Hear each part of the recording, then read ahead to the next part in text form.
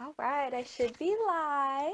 Let me make sure here that I am on. All right, perfect. Okay, hello everybody. Make sure you write a comment when you come on. Let me know if you can see me and hear me okay. Just gonna continue to preheat here.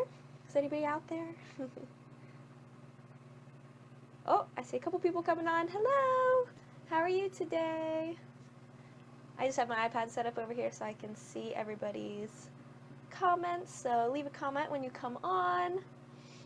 Make sure that my audio is working, my video is working and everything. Let me know. Awesome, awesome. I'm just preheating my Isomalt. Hello, hi Stacy.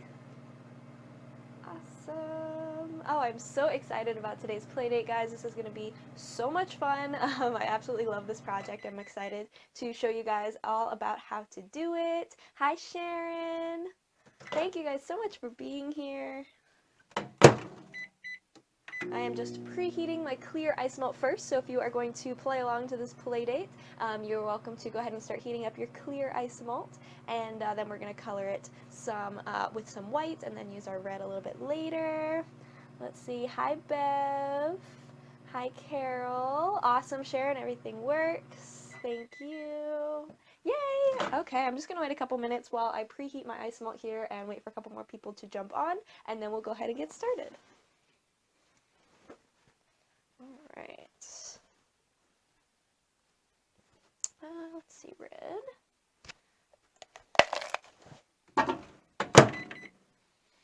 Alright, let's see. Let's see, Bev can't play along today, but you can't wait to watch the replay and make this gloriously creepy eyeball flower. Yes, I am so excited to see what you create. This one's going to be a really, really fun project. I'm super excited to see all of you guys' artistic interpretations of it and show you some tips and tricks of putting it all together. It's going to be super duper fun. Let's see. Hi, Kathy. Kathy's here. Hi, Jennifer. Awesome. Yay! Thank you guys so much for being here. We'll go ahead and get started in just a second. I keep tapping my mic. I gotta stop doing that. Awesome. Okay, so yeah, I'm just preheating. If you're just coming on, I'm preheating my Isomalt. That we're going to use the clear first. If you got the accessory kit, you can melt as much as you want to. We're going to need, I usually recommend melting at least half of the Isomalt just so that it holds a lot of heat.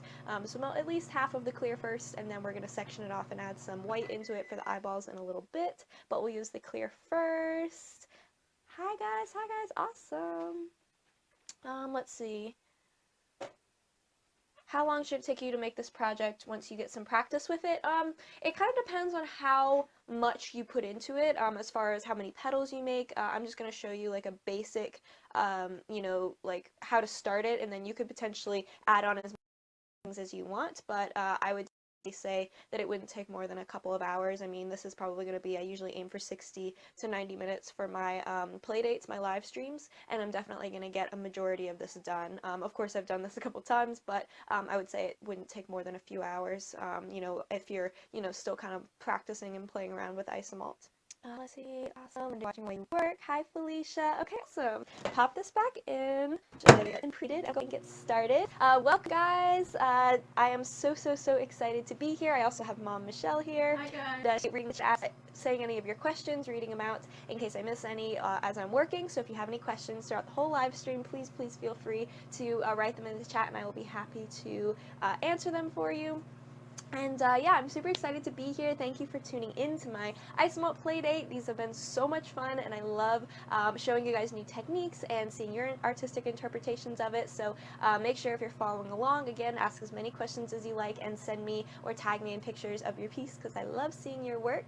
But yeah, we're going to make our Isomalt eye flower today. I have a smaller example of what we're going to make because I wanted to show you some variations. So this is kind of what I am going for today, and then of course I'm going to talk about making the stem and things like that, like the one that was in the flyer for the Playdate. So this is going to be our eye flower, and just as always I'm going to talk about different variations that you can do for it, but this is our basic layout that we're going to be doing.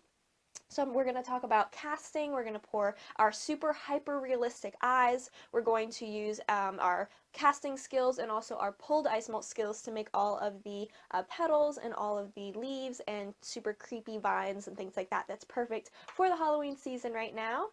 Just make sure I'm all good here. Okay, awesome.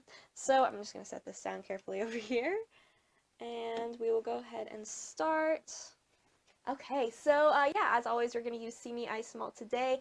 Some of you I know have gotten the accessory kit that comes with this Playdate, or that you can get to go with this Playdate that has all of the specifics, but we're going to be using the clear and the red pre-cooked Isomalt tiles.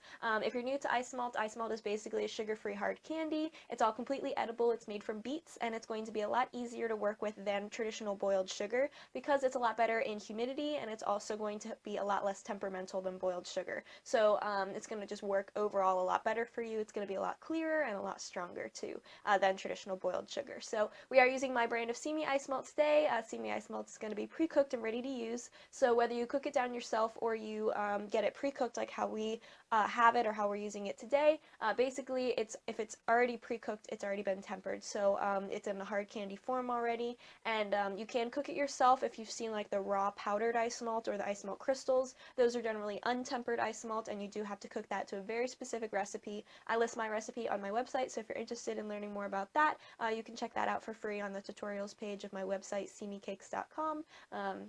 And so yeah, you can just check that out if you're interested in learning more about cooking the Isomalt from scratch, but today we're using the pre-cooked tiles, so it makes it super duper easy. Just melt it in the microwave for about 30 seconds, and then 15-second intervals until it's a liquid, so you don't have to worry about temperatures or recipes or anything like that. I don't even stir it, I just let it do its thing in the microwave for 30 seconds, and then 15-second intervals until it is a liquid, and you can also use the stovetop if you prefer. It just depends on whatever you're comfortable with. I just use the microwave because it's super fast. And yeah, so, okay, awesome. We got a whole bunch of people on now. Fantastic. Yeah, if you're just jumping on, please feel free to write any questions that you have throughout the demonstration in the chat, and I will be happy to answer them. But basically, I just pre-melted my Isomalt in the microwave until it came to a boil. Now remember, if you're new to working with Isomalt's very, very hot. It's about 300 degrees Fahrenheit or 150 degrees Celsius, so make sure you wear your gloves. Usually I recommend a cotton glove and then a nitrile or latex glove layered on top of that, and that double glove will buffer the heat from your hands, so just make sure that they are nice and protected. You don't have to be intimidated by Isomalt because you guys make cakes, right? You cook, you bake, you use ovens and stoves all the time that are way hotter than 300 degrees, so just make sure that you are being cautious, paying attention to what you're doing, wearing your gloves, and it will be all good. I know that I'm not wearing gloves right now. That's just because I've been doing this for about 13, 14 years, and my hands have no heat sensitivity left, so it's easier for me to demonstrate without them, but definitely I do recommend wearing the gloves, especially when we get into pulling it and things like that, where we're actually going to be handling it. Alright, so yeah, ask any questions that you'd like in the chat. You can see Mom just wrote she's going to be monitoring it, so she will read them out or respond to them as I am working, and yeah, we'll go ahead and get started. I'm going to flip my camera down to my work table here really quick and grab my Isomalt. Perfect. Alright, so I'm just going to grab my Isomalt here, so you can see I just have a little silicone bowl, and I did pre-melt the Isomalt. Now this has been settling. Don't mind this really bright light over here, that's just my lamp. We're going to be using that in a little bit, but that is the heat lamp. I'll talk all about that once we get to pulling.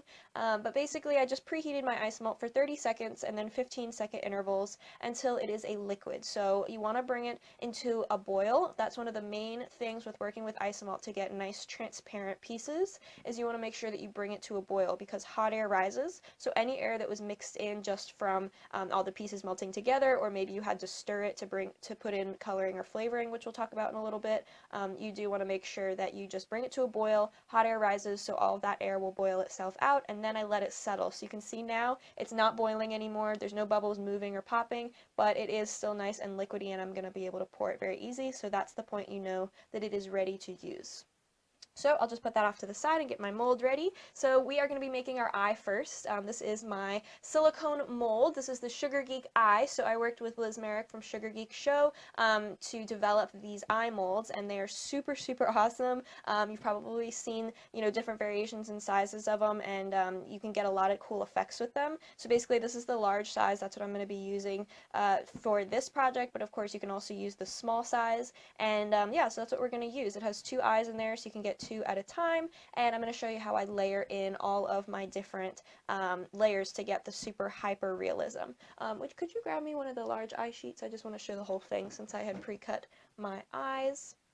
So basically we're going to be layering in clear Isomalt, our iris design, thank you, and then our white Isomalt over the back. So this is the eye sheet that I'm going to be using. So you can see this is the large eye. If you got the accessory kit, you'll have gotten one that was the 2 half sheets, and it's the same eyes, just different size so we could fit it better, and so it's better for shipping with the kit. But basically, yeah, you can see that it has all the different colors on there. They're super, super detailed. It has the nice reflection, the shadow, everything. So again, this is the larger size, and then there's also the smaller size, but these are printed on icing sheets, so they are nice and thick, and we're going to be able to cut out our designs to put into our mold. So I have 2 that are semi pre-cut here. You want to make sure you do this step before you pour your Isomalt because they have to stick really, really when it's really liquid. So I'm going to first take off the plastic backing. I don't know if you guys can see that, but there's a plastic backing on the sheet. So I'm going to take that off first and toss that, and then I'll grab my scissors and just cut around the eye. And that way it's all ready to go so that we can lay it on the super hot liquidy Isomalt and it will stick really, really well. It doesn't have to be perfect because we're going to be putting white around the back of it. We're only going to need 1 eye for this project, but I'm just going to do 2 because it's always good to have a backup. Alright, plus then you'd have another one if you want to create maybe a little baby eye flower next to it.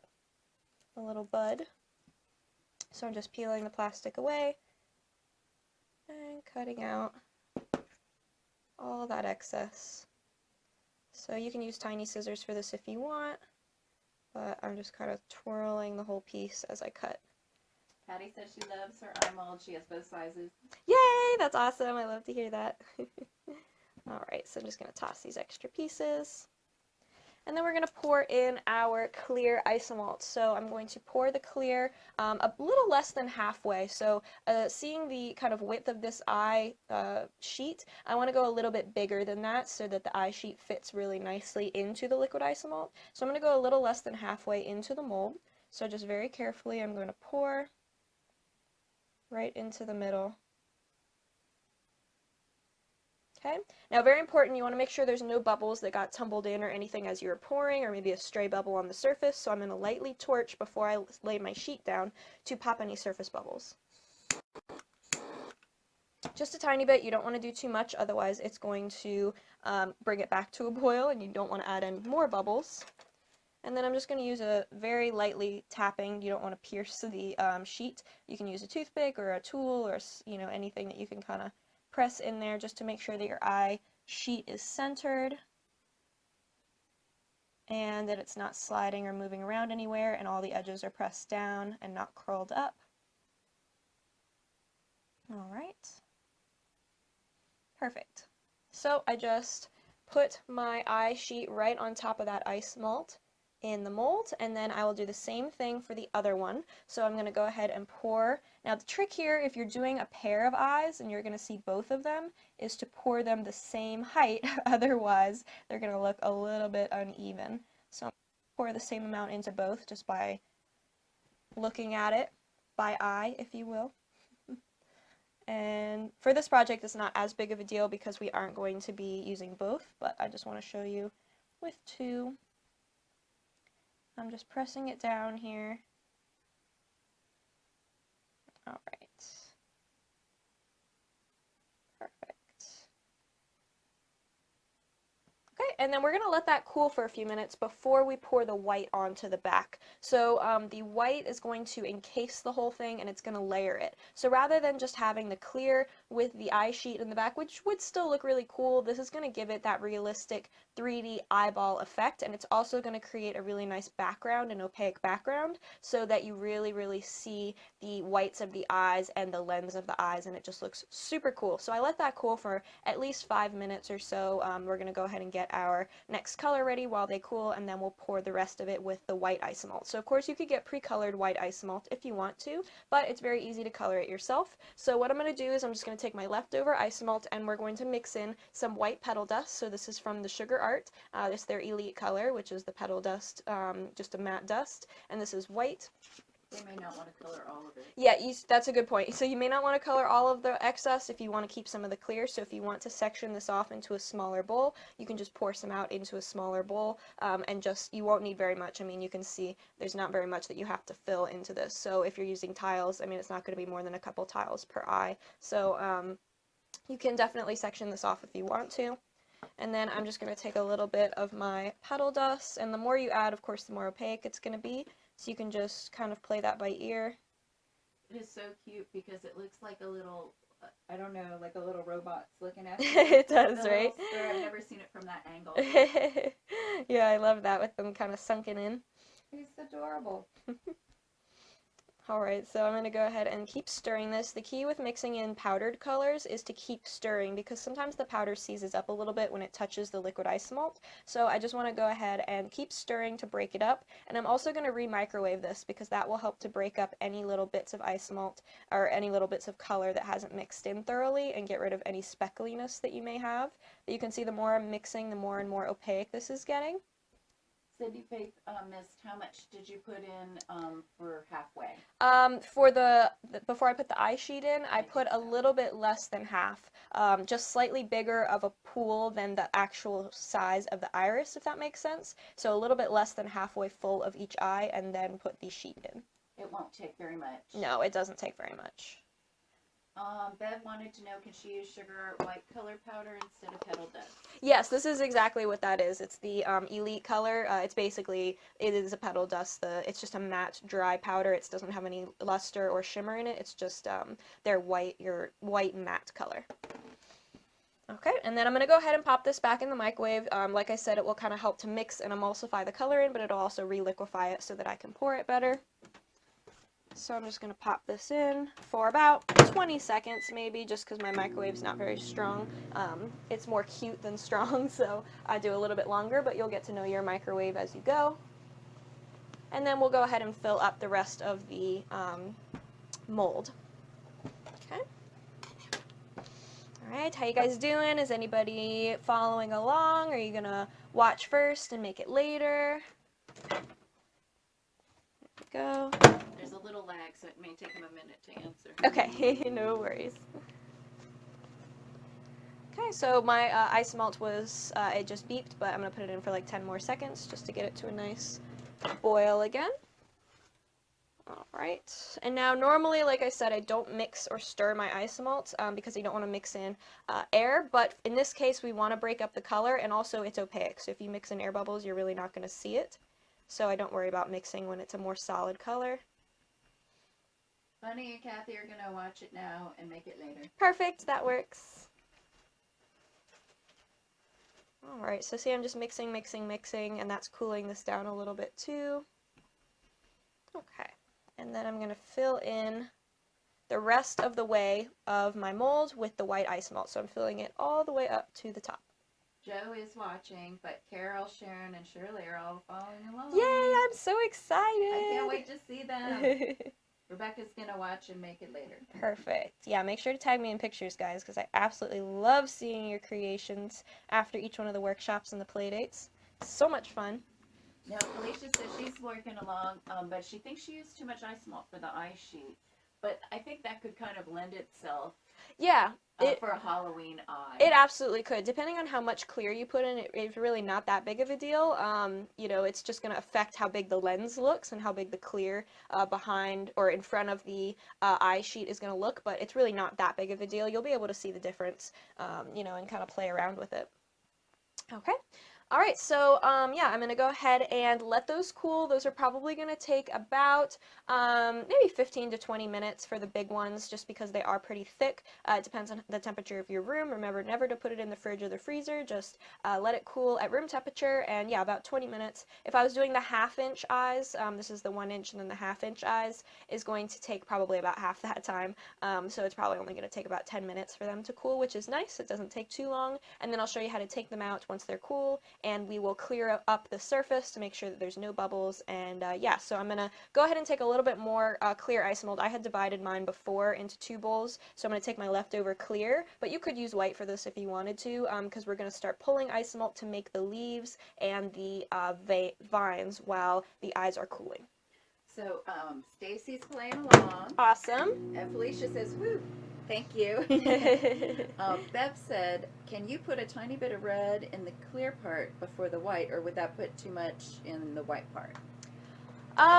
You could, let's see, let me make sure I know what you're talking about. Could you put a tiny bit of red in the clear part? Kind of like a red eye? Yeah, you absolutely could. I'm going to be painting on some veins, some like red bloodshot veins, but if you wanted it to be like a super creepy, like red beady eye look, you absolutely could vary the colors up. You could even do green or like yellow if you wanted it to look like it was glowing.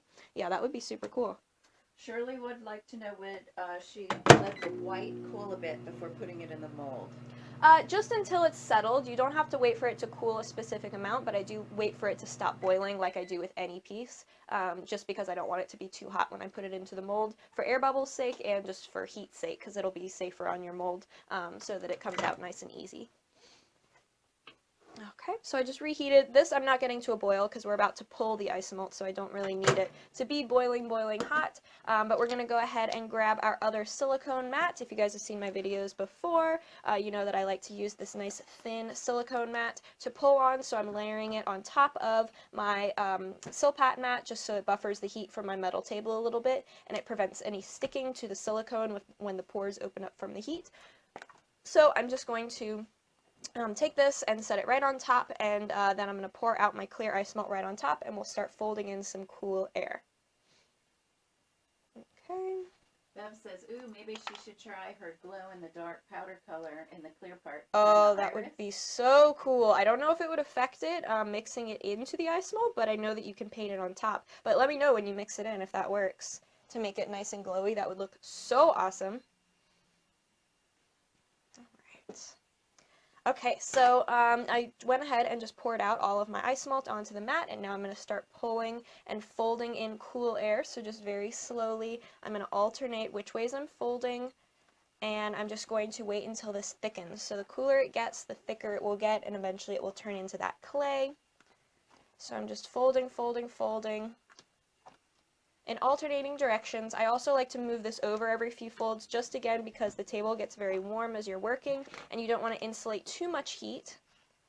You want it to release as fast as possible, and you want it to not stick to the mat. If you've ever had a little spot that sticks to your silicone mat when all the rest of it is releasing, that just means that you had a hot spot either from the microwave or maybe the table was too warm, and it can actually get stuck down in the pores of the silicone and not want to release. It'll come off with just a little bit of cool water, but just to prevent that from happening, that's why I move it over every few folds, and I also like to have that secondary mat underneath my mat that I'm working on, just especially because I'm working on a metal table, but even on any table, I like to just buffer the heat slightly.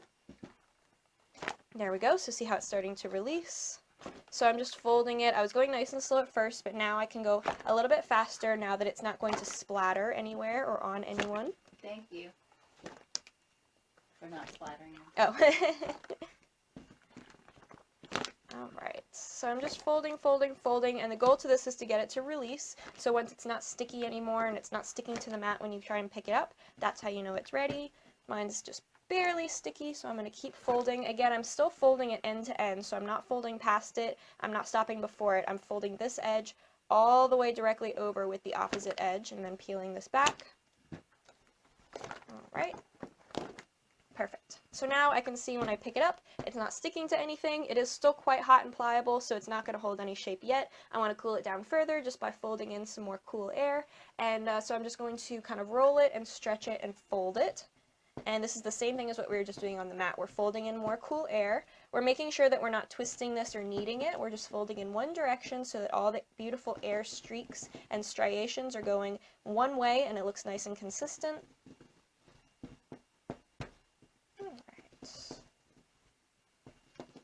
And I'm just going to do this, and it really just takes practice, kind of knowing how much you want to pull it. The more you pull, the harder and harder it will get, so remember not to over pull so it doesn't get too hard to work with, but you also don't want to under pull it because then it's not going to hold a shape, and it's also going to be very, very sticky and stick to everything. So I just kind of go until it feels slightly firmer. You can see it's not immediately turning into a blob like it was before, but it is still quite pliable, so I'll be able to shape it as I would like to.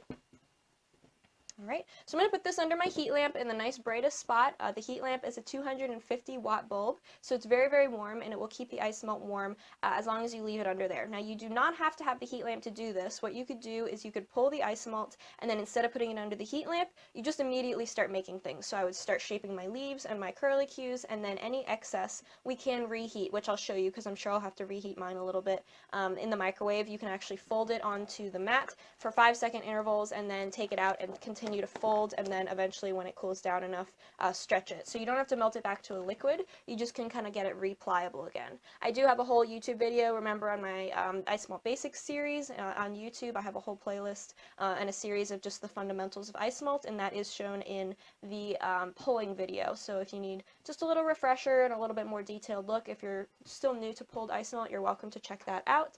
But I'm going to go ahead and just cut pieces off as I need it to start making all of my leaves and all of my creepy vines and yeah, just kind of foliage to go around the flower, since we need to actually have the eye in order to make the petals to go around it. We just have to wait for these to cool, so we're going to make these in the meantime. Alright. I'm going to use my little baby palette knife for this next step, but if you don't have one of these, you can use a regular palette knife, you can use the blade of your scissors, pretty much any sharp, long edge is going to work because we're just going to be adding in the veining of the leaves, but yeah, that's what I'm going to do first. Actually, let's make our curlicues and our vines first, so it's kind of a variation on the curlicue. You guys know I love curlicues, and I do them all the time, and they're a really good exercise too to start out with. So we'll start with those, and then we'll do some leaves, but I'm going to go ahead and just cut a piece off. And when you cut a piece off, you always want to go from the smooth side, so I'm not going to cut on the side that has all the wrinkles and where the ends went together. I'm going to cut from the nice smooth folded side. You can cut as much or as little as you want, depending on how big or thick that you would like. Okay, I'm just going to start with a little piece here, and then most of the time you would just roll this out, right? But we don't want to cool this too much because pulled ice malt is very temperature sensitive, and it's going to cool quickly, so the more you touch it, the harder and harder it will get. So I'm actually just physically stretching it and pulling it. I roll once or twice here and there just to smooth it out, but for the most part I'm going to be stretching it out. Okay, and then I just roll once or twice every little while just to get any finger dents out. Alright, now I'm going to start making these into different shapes, but normally we would just wrap these around a rolling pin or a dowel, but I'm going to actually make these a little bit more free form. I like to use my little fan for this, but again, if you don't have a little fan, it's not a big deal. It'll just take a little longer to cool. I'm going to cut one end at an angle like a flower stem so it comes to a nice point. Remember, these extra pieces don't go back under the lamp, they go into the liquid ice malt so that they go back to a nice balanced temperature. The lamp won't reheat those pieces and you'll just end up with lumpy ice malt. Now I am going to use my dowel, wrap it around, just a plastic dowel at first, but I'm not going to keep it on there until it cools like normal. I'm going to take it off and I'm going to distort it. So I'm going to add in some kind of rough points, make it a little bit more imperfect. You can add some knots into it, but I'm just going to kind of make this a little bit more rough so that it looks kind of more creepy and imperfect than it does perfect and spiraled. So I'm just going to cool this down. And then I'll do another one and I'll show you how to make it even rougher if you wanted to. But this is kind of a good in-between of still kind of fun, but also, and whimsical, but also a little bit imperfect. These you can have so much fun with because there's just so many ways that you can do this. You really can't make one wrong because any shape is going to look really cool and creepy. Okay. So I just cool that down until it is solid, and you can see I have a really neat kind of tube that we can go back and paint later. We can cut these down if we need to, so if you make one too long, don't worry about that. Okay, and then another way to do this, I'll go ahead and cut a new piece off. So again, I'm just folding a couple times because my lamp is very hot right now, so it is softening the ice melt back down too much when I put it under, but you don't have to stretch and fold by default when you take it out of the lamp. If you pick it up and it feels perfect, you really don't have to do anything. You just cut a new piece off. Maybe fold it over once just to find a new smooth spot, but that's about it. Bunny says it looks like a snake. Yeah, like a little snake. And Bev's like, this is so cool. Awesome. Okay, so now I'm going to stretch this, but I'm going to do it a little bit more imperfectly. I'm not worrying about it getting super, super even. I'm going to cut the end to a point, and I'm going to save this little end. Okay, so instead of putting it in the bowl, I'm going to save that. I might pull it just a little bit thinner. There we go. And then remember how I said that we never twist these, we just fold it in one direction? We're going to break that rule really quick because we want to add some texture into this and make it look a little bit imperfect. So I'm going to twist this up. You can do more or less depending on how rough you want it to look. You can leave the twistiness in it, or you can smooth it out by just rolling it out or keep twisting and twisting. And then I'm going to almost push it together in areas. So I'm condensing in spots. I'm taking my fingers and pushing them towards each other to create kind of like knots. And you see how that's making it look even more imperfect. And then you could go around and wrap it around your rolling pin, or you can just kind of freehand it, or your dowel. I like to use the rolling pin a little just because it looks almost like it was supposed to be perfect, but then it just went awry somewhere. Makes it look a little bit more creepy. Oh, yeah. Isn't that cool? So that just adds a really nice texture. If you look close, I don't know if you can see it with the camera, but it has really cool like striations in the, being able to see the air in it, and the texture just lends itself perfectly. Very cool. So these work, you know, in lots of different ways. If you needed like branches for arrangements, it's nice because these don't need any structure in them, so you don't have to put wires or anything in it. I'm just kind of making different pieces and then I'll glue them in as I need to. Liz uses Isomalt for some internal structures when she needs it. Yeah, exactly. It's just like a really good edible internal structure, and as long as you glaze it, you can put other mediums over it or with it. So I really like using Isomalt as a totally edible structure. Bev says very sleepy hollow. Yes, exactly. And imagine doing these in different thicknesses. You could do really giant, chunky branches. You can do super thin, delicate branches. There's just so many ways to interpret it.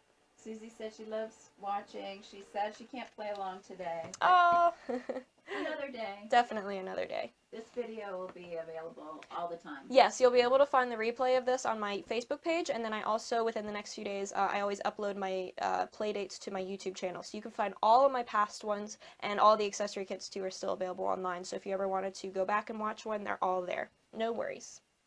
Okay, so now remember this little extra bit that I saved? I'm going to create a thorn with it. So what I'm going to do is I'm just going to cut it down to the size that I want. You could shape that more if you wanted to, but I'm just going to leave it as it is. Now, it was pretty pointed at the end, but it still looks kind of dull. So this is a totally optional step, but what you can do is just lightly torch it.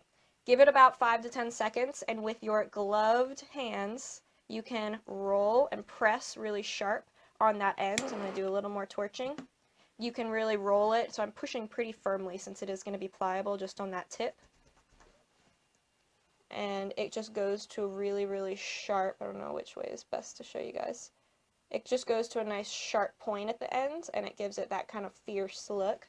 And then we can add that on to create thorns and branches kind of coming off of the whole piece. So I'm just going to lightly torch on the main piece and just stick that on. And it doesn't even have to stick on cleanly because you want it to look kind of rough. And you see how that just added in a cute little thorn, and you can add as many of those as you want to, depending on, you know, how thorny you want your branches to be.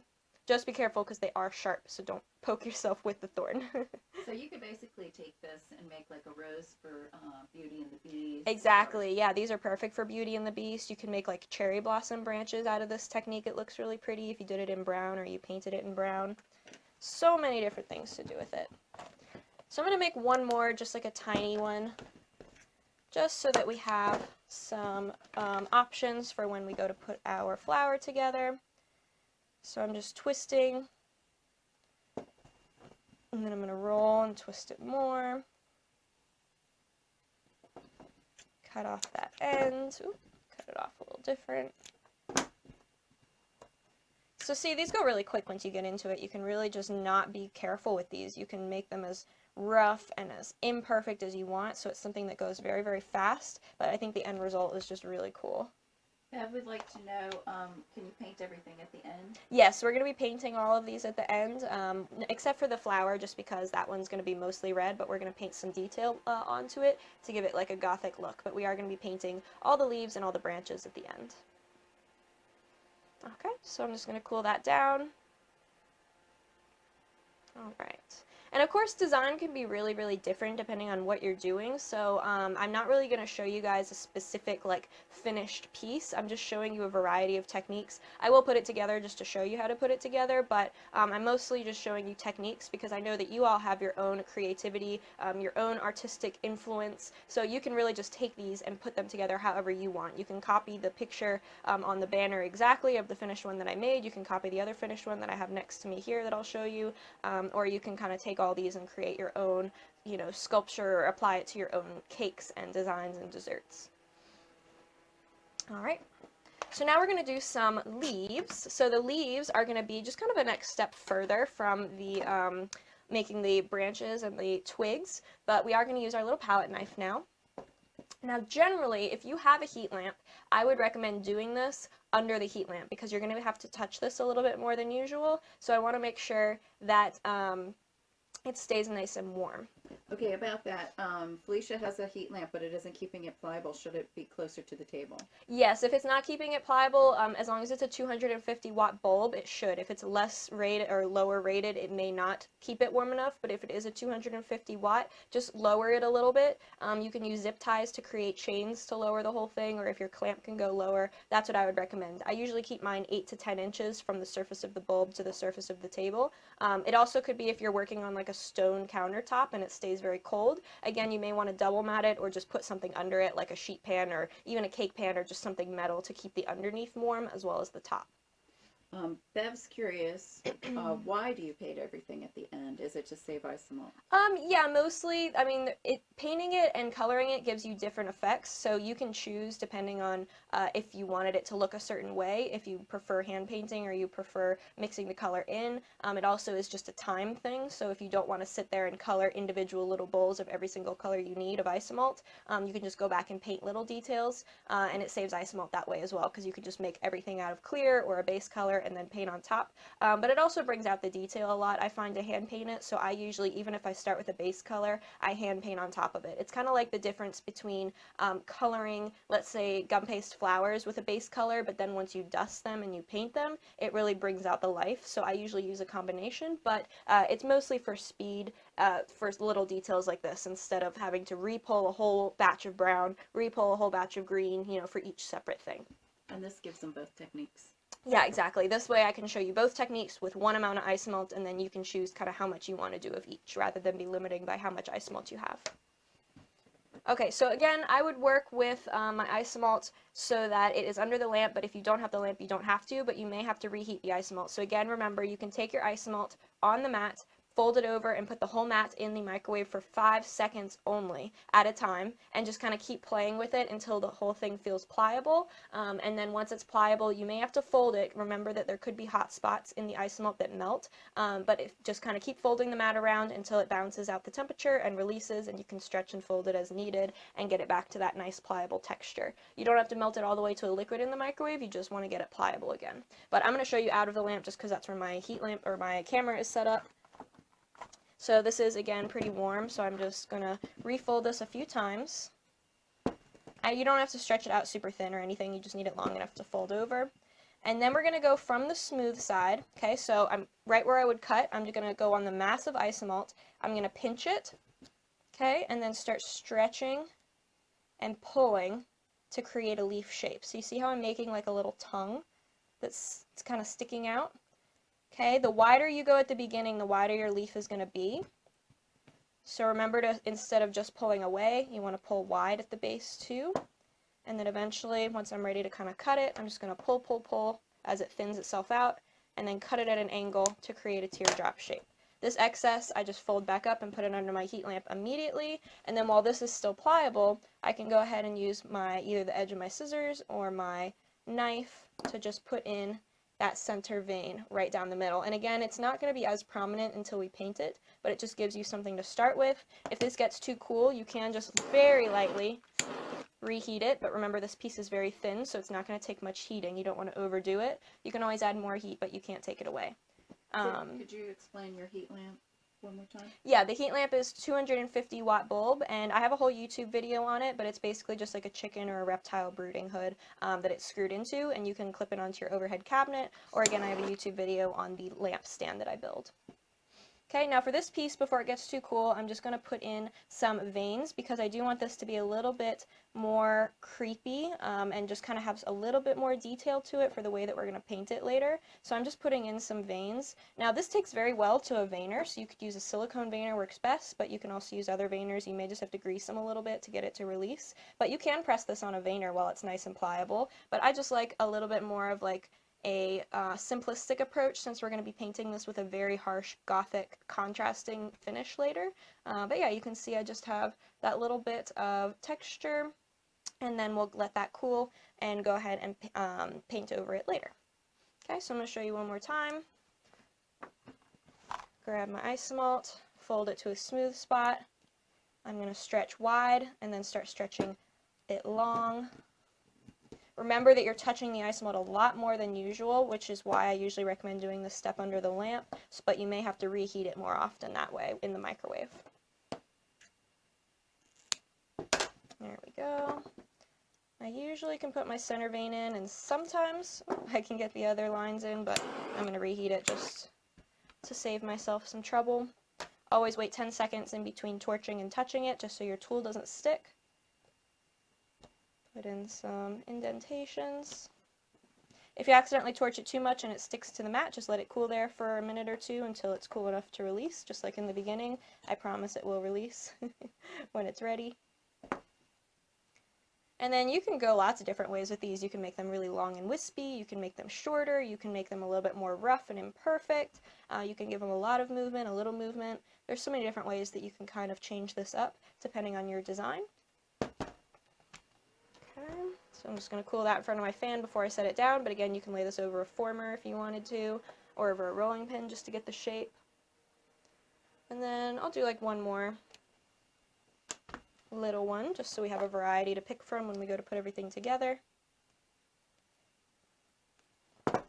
So for this one, I'm really just keeping it the size of my thumb, so I just pinched it with my thumb and my fingers. And then I like to curl it against my hand because my hand is soft and pliable. Sometimes when you press the tool in against the mat, the silicone does better, but any other kind of mat is really hard, so it's not going to get the impression and give it the movement as well. But it can kind of curl around your hand and your fingers, so a lot of times I like to do it over my finger.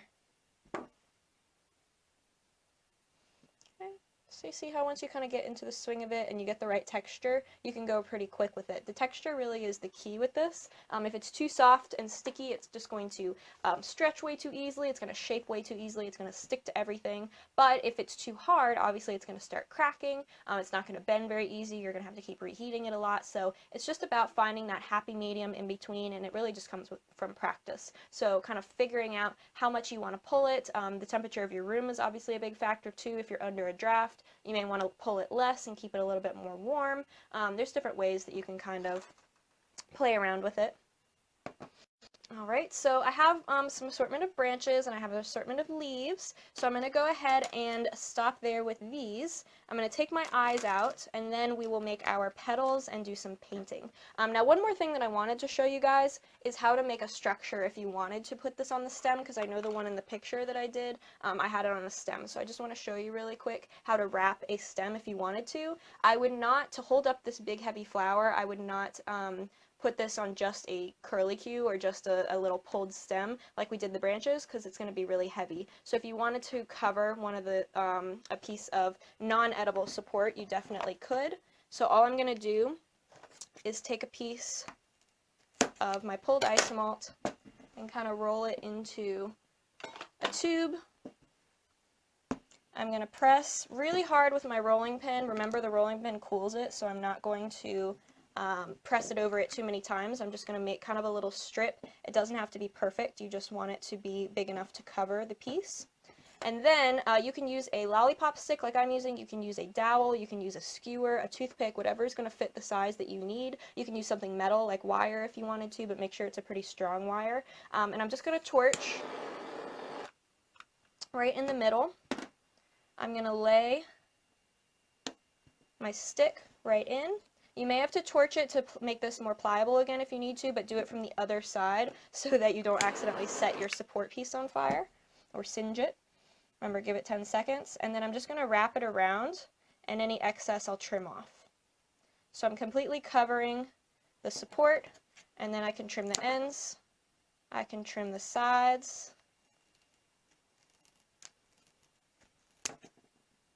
and then any seams that I have, I'm going to torch the whole thing, mostly at that seam where I cut. Again, give it 10 seconds. And then pretty firmly, I'm going to roll it just to smooth everything over so that you don't have a seam, and you can repeat that as needed depending on how harshly you're torching. So you can see how I just encapsulated the whole support, and that's going to give it the Isomalt texture on the outside, but it gives you some support in the middle. So you could go back and paint that, you could texture it, you can just use it as a general support. You could anchor this into something and then cover it so that it's actually anchored into your board for extra support. It all depends on how heavy your pieces are. But that's how I would cover a support, is just by basically covering it kind of like you would a cake. You just wrap the entire thing and trim off any excess. So yeah, that's how I would wrap that, and then I would go ahead and let that cool, and then I'll use liquid Isomalt and the torch to stick it all together. Alright.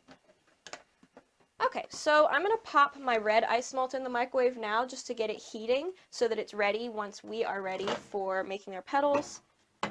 But we need to take our eyes out first. So I'm going to grab the eye molds and I'm going to test it first using my toothpick to make sure that it's nice and hard. It's not soft or bendy or anything, so that I'm not going to accidentally misshape them once I take it out. And then I'm just going to flex the mold, and sometimes it takes some wiggling. You're not going to hurt the eyes, I promise, because they're solid, so you can really just grab them out of there. Just roll them all out. Alright, there we go. And they look cool, but they're a little bit frosty right now, and so I'm just going to kind of torch away some of those surface bubbles. Okay, so what I'm going to do is just very lightly torch over the surface. I'll do one and then I'll show it to you so you can see the difference, but you'll see the difference pretty much immediately. You may get a slight seam where the clear and the white met, but by torching it, it should blend it all together. Sometimes you have to do a couple layers. But you can already see the difference in those two. I'm letting it cool for a second before I pick it up and show you closer. But look how insanely realistic that looks. I'll go ahead and pick it up now. And you can see. So you get that depth of having the clear in front of the eye sheet. But then you get the whites of the eyes as well. And I just think that it looks so awesome. Okay, so I'm going to go ahead and do both of those, and then I'll pick which one I like better for my eye. Okay, and then we just let that cool, obviously, before we touch it. Alright, so those are my super cool eyes. I like both of them. I think they're both neat. I think this one maybe has been centered just slightly better, so I'm going to use that one, but you have a backup one too, just in case, which is important. Alright, I'm going to check on my red Isomalt. Probably needs a little longer. Okay, now before we make our petals and start putting them around it, I want to put some veins on this, because I generally forget when I go to put the petals on, and then I have to try and do it afterwards, which is a lot harder. So I'm going to go ahead and stop myself before I start making the petals and getting into that, and I'm going to put some kind of bloodshot veins onto the eye. So I'm going to take a little bit of red gel color. Okay, so I'm using Artisan Accents Hot Rod Red. These are my favorite gel colors. Don't need very much.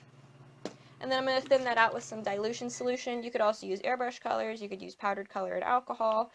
It doesn't really matter what you use. I'm going to use my toothpick to stir it up, but of course you can use a paintbrush or whatever you'd like. You can mix brown into this if you want it to match a little bit better. And now I'm using a toothpick and not a paintbrush, so it's not quite mixing as easy. It would emulsify a lot better if I used a brush like I should, but I'm about to use the toothpick to paint anyway, so might as well not get two things dirty. Melissa says she wants that mold. Is it on your site? Yes, it is. We have the accessory kit that goes with this class, so it actually comes with, yeah, or you can get it alone. So either it comes with the Isomalt or you can get it by itself. I'll post the website. Okay, perfect. Alright, so I just kind of mixed up some of that red color, and if I wanted to mix some brown in it, like I said, I could, but I'm just going to do some bloodshot eyes. So now I'm going to just go on the whites of the eye with my toothpick. I find toothpicks a lot easier to get really harsh, fine lines. It's way easier. And I just want a little bit. You don't need very much. This is a little bit more vibrant red than I usually use. Like I said, sometimes I'll mix brown in, but I think it'll actually look really cool. So see how I'm just putting in some little squiggly lines kind of branching off from each other. Just imagine like you're painting little trees on the side of the eye, little Y shapes and squiggles. And of course this is optional, you can just leave the eye as it is, or you can do more brown toned. Oh, that's so cool. So creepy. I'm just making them really fine because they almost look like they zigzag a little. I went a little bit wider on that side, which still looks cool, it's just more of like a whimsical look. But by doing this now, it allows us to wrap the petals around and not have to worry about kind of going in around the petals to add in those lines. Try and go pretty far up towards the eyeball itself, towards the lens, or the iris, I guess it's called, because you're going to cover a lot of the sides of the eye when we go to put on the petals. So I'm just going to go ahead, I'm going to zap this with the torch just because I was touching the surface of it, so the surface got a little cloudy from my fingers, but I'm just going to go ahead and put that aside and let that dry while we pull our red Isomalt. Alright, perfect. I'm just going to give this a stir because I'd added some extra Isomalt in before we started. This is the full-size eyeball, right? Yes, this is the full-size 1-inch eye. We also have the half-inch eye. Liz uses this one for like a full-size base, and the smaller one she uses with the chocolate mold. Yes, she designed a chocolate mold that we have on our site that you can fill with the chocolate, and that way you can fit these eyes exactly in the eye sockets, and then you use that to build your armature on top, or you can just use it for your skeleton heads and things like that. But that way when you use modeling chocolate to sculpt on top of it, it sticks really nicely. Okay, so I have my red. I'm going to go ahead and pull that. So just like we did before, I'm just going to pour some out onto my mat. Okay, make a big mess. Okay, and then I'm going to pull in some cool air. Try and move some stuff out of the way so I don't knock anything into my branches over here. And then we are just going to fold it over edge to edge just like we did before, just folding it directly in half and then peeling it back. And just continuing this like we did with the clear so that it all comes together and cools. Again, you can add a little bit of brown into this if you want it to be less of a vibrant, vivid red. If you wanted this to look a little bit more aged, maybe like the flower is dying a little bit, which I think would look really cool with this design, you absolutely could do that. You can just add a tiny bit of brown or even just a little bit of purple. That's a trick that Chef Nicholas Lodge taught me. If you add a little purple, it gives it that really cool like patent leather vintage red.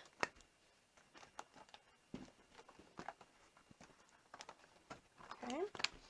So I'm just folding, folding, folding. Remember, moving it over every few folds.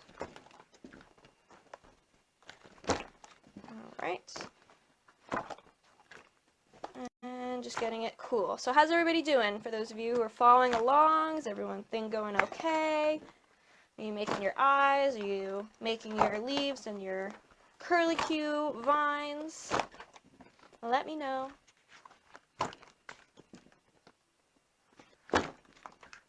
Bev wants to know if she adds in the glow-in-the-dark powder, will it glow with the red? I've never personally added the glow-in-the-dark powder. I don't see why not. I know that you can paint it on top of the Isomalt and it looks really good, but if you try mixing it in, just do a small amount and test it and let me know, because I would love, love, love to know. Alright, I have a little bit of a stuck spot on my mat just because I wasn't paying enough attention when I was folding it and stuff, so I did get a little bit of a stuck spot. So I'm just going to remove the excess Isomalt and use that. No big deal. And then, like I said, a little bit of cool water is all it takes to pick that up, but I can just use the mat that's underneath. Alright, and I'll stretch and fold this a little to cool it down further.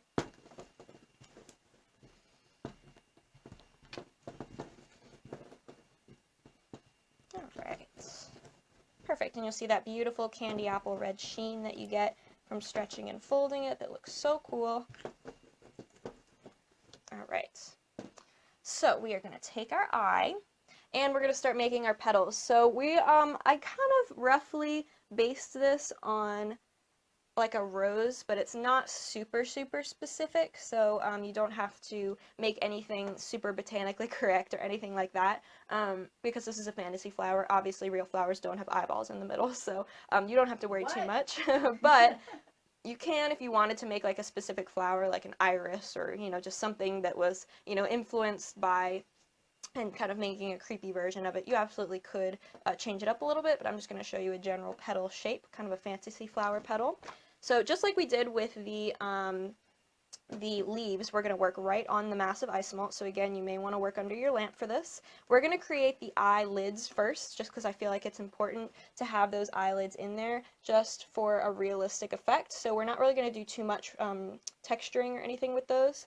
I'm just going to go ahead and pinch a couple pieces off. So I'm pinching just like before, but instead of pulling it long, we're going to pull it more wide. And I want it about the height of the outside of the eye. Okay. Now if this feels too warm, you can cool it by pressing it into your flat surface or into your hand. If it feels too cool, you can lightly torch it before you wrap it around, but as long as it's warm, it should work. Now you'll notice, or it should stick. Now you'll notice that there's a dark side of the eye and there's a light side. I usually do the dark side to the bottom just because I want it to look like he's squinting a little bit, but of course you can have the dark side to the top if you want them to look more hooded. It just depends on where your light source is coming from and how the eye is looking. But we want to make sure that we go parallel with that dark side and light side. We're not going so that it's sideways up and down. So I don't want to cover too much of the eye. The more that you cover, the more tired and like squinty-eyed he's going to look. So of course you could play around with that. Okay. So I'm just kind of flaring the two edges out when I get to the halfway point, and then the other one will meet up with those. So see how I just kind of created like a little hat, and it already looks so creepy and weird. It is overlapping the bottom a little bit, but I'll be able to trim that and shape it up as we go. So I'll make one more of those. So about the same size and shape.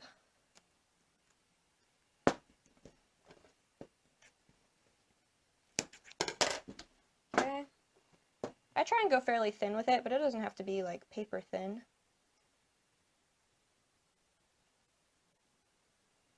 And then again, I'm just kind of pinching the corners and then tweaking the shape of the eye. You can go back and heat and then like push the eyelid up more or down more if you need to. So I'll probably use them once it's face up. You see how I just overlapped the bottom and the top with the iris a little bit, because if you look at eyes, like if you look at your eye in the mirror, they do overlap slightly when you're just resting. So the more that it's overlapped, it's going to look more sleepy, like his eyes are shutting because of the eyelids.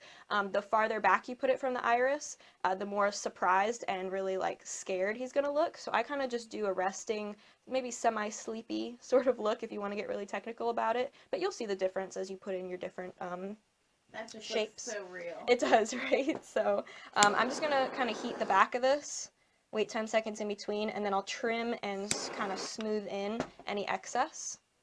Phyllis says it's another incredible creation. Thanks, Sid. Oh, thank you for watching. And Lori's on. She says hi. Hi. And she's watching while she works, and she'll go back and watch what she missed. Awesome. Okay, so I just kind of trimmed off the edges and trimmed it up a little bit just so that it's smooth and it can sit flat, but of course we're going to cover all that up. So I'm going to go ahead and add in some more petals now. So the same way, but now we're going to start to add a little bit of shape to them. So I'm going to kind of make my petal. Okay. But I'm not worrying as much about the top edge being straight or smooth. Sometimes I kind of want to vary it slightly. You can even bring it to a slight point in the middle. Like that. And then you can use the blade of your scissors, you can use your palette knife, whatever you have to just kind of make some texture, or again, you can push it on a veiner. Oops. And I also want to just kind of wrinkle the edges a little bit and ruffle the edges. I'm going to lightly torch because they're starting to cool a little too much. So I just lightly torch those edges, not holding it in your hand, setting it down, giving it about 10 seconds. And then I'll just ruffle and kind of smoosh and wrinkle those edges to make them a little less perfect. And then I'm going to create 3 first. So I'm going to go kind of in a triangular shape. And again, it should stick, but you can give it a little zap with the torch if it's not sticking. So there's the first one. And again, remember the texture really comes out when we go to paint it. So if you don't really see the lines as much right now, it's okay. We'll go back and paint it up a little bit. All right. So again, make another one about the same size. You can vary the edge a little more and ruffle the edge a little bit more.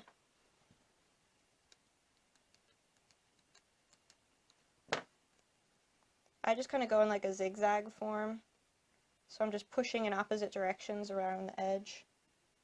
Cindy, it just looks so crazy on here because it's like they're looking at you. It does, right? It's looking right up at you guys. Okay, and then I'll put one more down at the bottom, but of course you could do 4 if you wanted to. It just is all a fantasy flower now at this point, so if you want to put a different petal pattern in, you absolutely can. You could do long wispy petals, more like a sunflower. That would be really cool.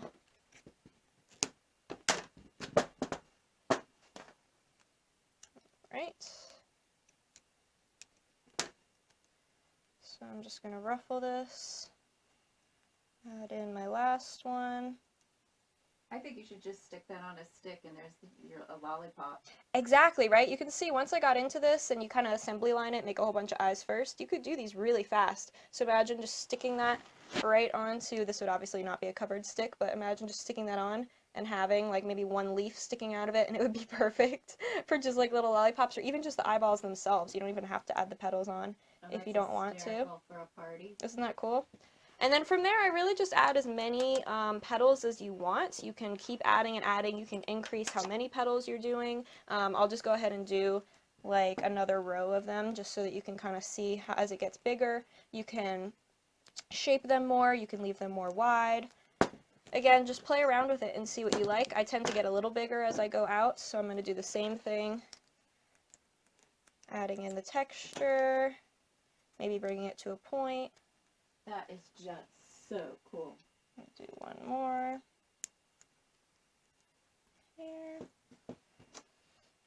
Do another one. So see, they're going pretty fast. Luckily, these are supposed to be really creepy and kind of aged, so you don't have to make them ridiculously perfect unless you want to. That's the fun part. It's all about what you want to do. It's like something like in the Addams Family. Yeah, right? Looks like it should be in a glass jar somewhere. Yes. Okay, so that's the next one. Then I'll add the last one. You can cool it with the fan in between if your petals are moving around on you. Mine are pretty thick. They're pretty cool, so I'm not really having any trouble with them moving around after I attach it. But if they are kind of sagging or slumping, you can absolutely use the fan to cool in between. See, it's getting a little hard. Okay.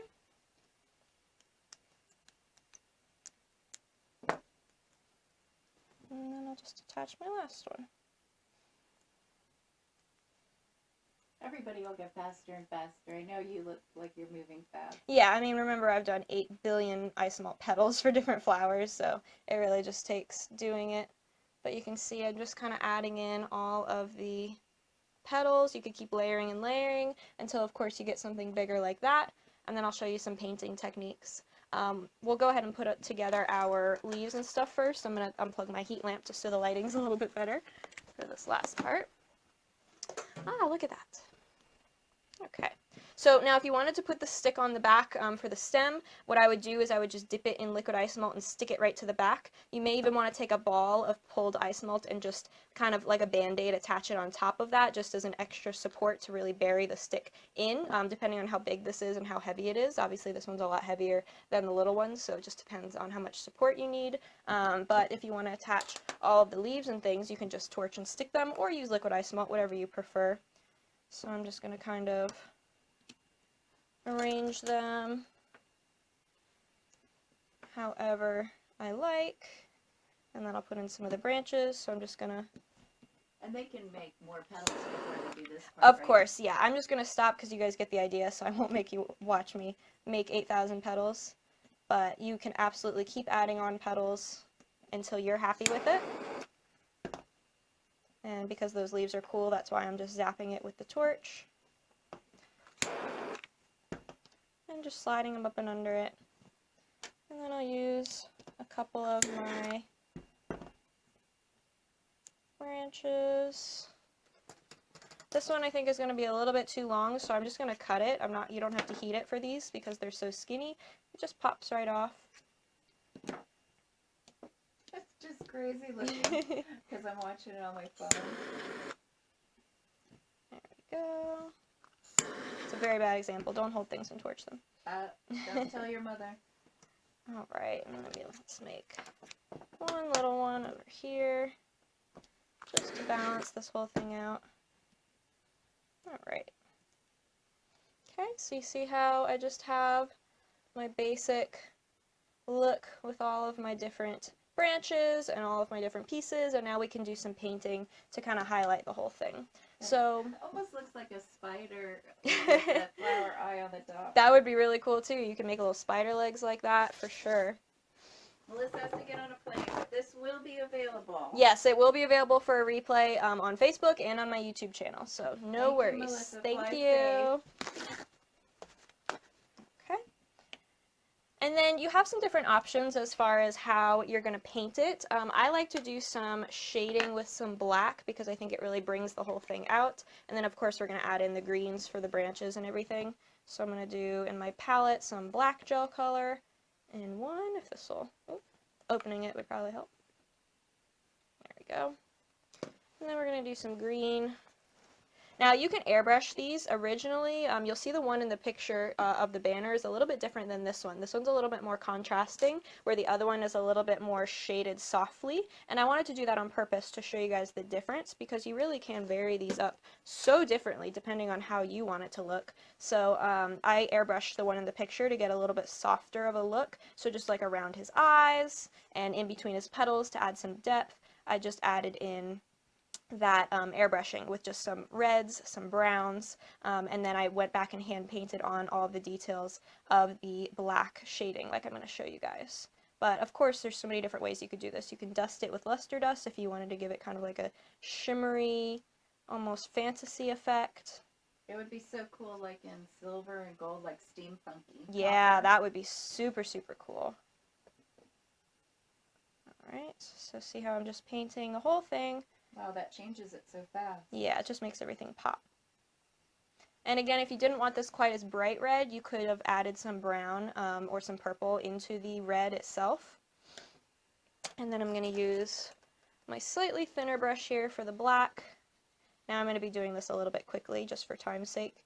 So obviously you can go a little bit more precise with this, but I just like to go around the edges of the petals to help them pop. And I'm doing a very contrasting painting job with this because I want it to be very striking and very gothic. If you look at some kind of Halloween styles and gothic styles, it's very, very contrasting, and that's what I wanted to go for, with something very sharp. So I'm just kind of shading in each one of these lines and then roughly painting around the edges to bring everything out. And that's just going to make it all pop. I covered up a lot of my veins, but of course if you wanted the veins to be more prominent in the eye that we had painted on first, you could have left the eyelids open a little bit more. Okay. I'd love to see somebody put eyelashes on one. Oh my gosh, that would be so cute! Okay, somebody's got to make one with eyelashes. That's settled. You can make Isomalt eyelashes, you could just use stamens or something too. Bev would like to know, do you have to dilute your gel color to paint with it? It doesn't really paint on very easy without dilution of some kind. You can also just use water, or if you don't want to dilute the actual color, you can use airbrush color, but I really, really like dilution solution because it dilutes it, but it also makes it a really nice texture to paint with because it's not just water. It dilutes on, or it paints on really nicely, and it also keeps the colors similar. So if you use like alcohol, it actually changes the colors because of the molecular or chemistry compound of them. It can change your colors if you add alcohol into it. So I really like the dilution solution. I use it in pretty much every one of my pieces. Alright, so see how I'm just kind of doing this really fast. I'm not adding too much detail to it, and you can use a different brush. I'm going to go back now and just kind of like soften some of these lines with a drier brush. And she's in. Will do. Eyelashes would look great. Woohoo! I can't wait. So just wow, that really made the eye stand out even more. Yeah, it just kind of makes the whole thing pop. And of course, again, I'm doing this really fast, so I would go a little bit more strategic with it. But I'm just going to highlight the edges of the leaves.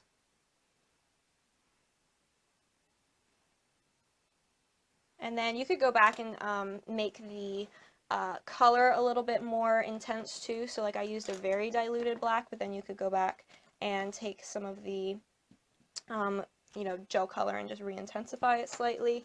And it just kind of pulls the whole thing together. My little branch popped off here, but I'll hold up the eye itself so you can see how I'm just starting to add in like some shading and some lines into it. So you can also use like a fan brush if you wanted to, and that will give you a little bit faster way to just get some thin lines over the whole thing. And it gives you a slightly softer effect too. Okay, so just kind of different ways to add in some shading. If you paint anything where you don't want paint, you can go back and use just some dilution solution by itself or some water and just kind of wipe it off with a clean paper towel or a clean paintbrush. And then of course, as you start to layer more and more colors, you'll eventually get your big beautiful eye flower. So see how I just put in the lines, I put in the edges, I went back and re-intensified, I added some greens onto the edges of this guy, and it just gives you some more depth so that the whole thing looks really, really striking. Okay. And then like I said, you can make these on a stand, so like the original one that I did in the picture, it was on that stand. And then you can add in, you know, some little buds and things like that if you wanted to. You know, there's so many different ways you could do this. You can do it in different colors. Like Mom was saying, it would look really cool in metallics, like a steampunk sort of look. You can do different petal shapes. You can do it more like a sunflower. You can do it more like a rose. You know, anything that has that center, like a daisy would be really pretty. Anything that you just want to creepify a little bit and add in like a haunted, spooky look to it will just give you lots of different options. Okay. So again, I would take a lot of time and just keep layering on colors and more colors to really intensify it. You can airbrush a little bit or use some dried dust of luster dust around it to shade it. There's just so many different ways that you can kind of put it all together. All right, so yeah, if you guys have any other questions, please leave them in the chat. Let's see, make sure to tag me in pictures because I absolutely would love to see a little bit closer. Cindy Sophia came on. She just says hello. Hello, Sophia. Our new distributor in Portugal. Yeah. Sophia, make sure to post your website. Yeah, definitely. So if you are in or around Portugal, that is where you can get all of our stuff.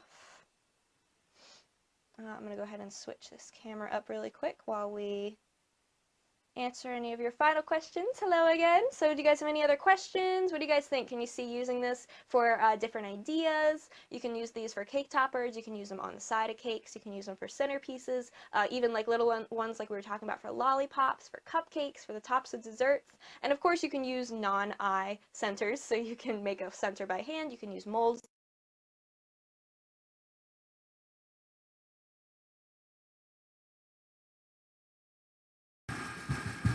Can you guys hear me now? It might be a little bit different.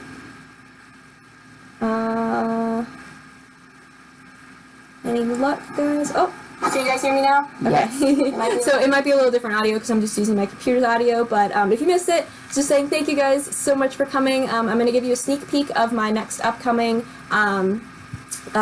live stream. Sorry, now I'm all thrown off. My next upcoming live stream. If you're part of the Torch team, you will have already seen this because I give all of my Simi Torch team members a sneak peek. But ta-da! We are going to be doing another Isomalt Playdate right here on my Facebook page. And so the next one is going to be all about Isomalt Fire. So it is going to be on November 13th at 2 p.m. EST. We have the accessory kit, or of course, I know a lot of you guys will have leftover red from this one, or you can use you know, any of your clear Isomalt, and we're going to be doing a whole bunch of different fire effects. So we have pulled Isomalt, we're going to be doing cast, we're going to be doing freeform in molds, freeform using some different like bubbly alcohol effects, and yeah, I'm going to show you all the different ways because fire is a really, really good way to or thing to use Isomalt for, because it lends itself perfectly. All of these are just using Isomalt. You can also do different painting effects. I'm going to switch it back to me really quick, because if you do get the accessory kit that comes with it, it's a really good deal because you get the fire mat. So this is our sculpture mat. You can see this is an Isomalt piece of fire that we are going to be making, but I'm also going to show you a whole bunch of freeform ways to do it as well. But it comes with the 2 bags Isomalt and the mat for basically the price of the mat. So it's a really good kind of way to start playing around with Isomalt fire techniques. And also remember too that I have a couple more live streams coming up. On Tuesday, I'm going to be on the Dinky Doodle Facebook Live takeover. So I'm taking over Dinky Doodle's Facebook page. You can see some of the things that I am doing on that banner there. So I'm going to be doing some Christmas and Halloween pieces, since we are coming up to Halloween and Christmas is not far behind. So I'm going to be showing you a whole bunch of different ways to do it, some shaker lollipops and some different things. And then remember, there's also still spots in my hands-on workshops, so I do Zoom workshops too. I have my next one for next month is going to be the Isomalt Princess's Pumpkin Patch, so we're making some realistic Isomalt pumpkins, a carriage, some textures, and a whole bunch of fun stuff. That one's not on here, it's on Zoom, so it is actually interactive. We can work alongside each other and ask questions. And then I also have my other workshop, which is next weekend, a week from now, is going to be my chocolate tempering. So we're going to still have a couple seats left for that one if you're interested. A week from now is we either have one on Friday or Saturday, and we're going to learn all about tempering, making bonbons and truffles, and some really high-end professional designs that you can use in your chocolates to kind of bring them up and make them look really, really professional, which is going to be super duper fun. And learning how to temper in your own environment too, including whatever climate you're in, even if it's a warm or humid environment. I have some tips that I've developed because I'm also a chocolatier, so I have, just some different ways that we can do that. And then remember too, if you are not a part of my Simi Torch team, it's a Facebook group. It's totally free, and so you just have to request to join. You can either send me a message and I'll invite you, or you can just search Simi Torch team, and we do contests and giveaways. I do a gift of the month. I do the Simi deal of the month, which is just basically like sneak peeks and deals on certain molds and things like that, and stuff on our website. And we do challenges, and it's just a fun place. You can post pictures. It's all free, so if you want to join, it's just a really fun place. We can kind of talk to each other about Isomalt. And then I'm also super excited that my next I did a competition that is going to be big premiering on Food Network, so if you are around on Sunday, I believe at 11 p.m., I did it for the food cooking channel, and they're last year, and they're going to be premiering it this year on Food Network. So if you want to watch, me and my awesome partner, Holly Broussard, are going to be competing on there. I know some of you have seen it, but it's super, super exciting that they are running it on Food Network this year, so make sure that you check that out. 11 p.m. EST on Food Network on Sunday nights. So I hope to see you guys in my future playdates. Does anybody have any final questions? Remember, you can always send me a Facebook message if you have any other questions as you're working, if you're watching this playback, or you can write a comment on YouTube. Lori got her kit today for the Zoom. Awesome! Yeah, I'm super excited about that Zoom It takes class. a little longer to get the mats out. Yeah, the fire and the carriage and everything, it just takes a little longer because they have to cure and everything, but you will get them as long as you order them in time. You'll get them in time for the Playdate or the Zoom workshop as well. Okay, perfect. So thank you guys so much. Again, please feel free to Facebook message me or Instagram message me or email or leave a comment of any future questions if you're watching the replay of this. I'm super, super thankful for you guys for being here. I hope you learned a lot and you enjoyed it, and I will see you in my next live stream. Keep life sweet. Bye, guys.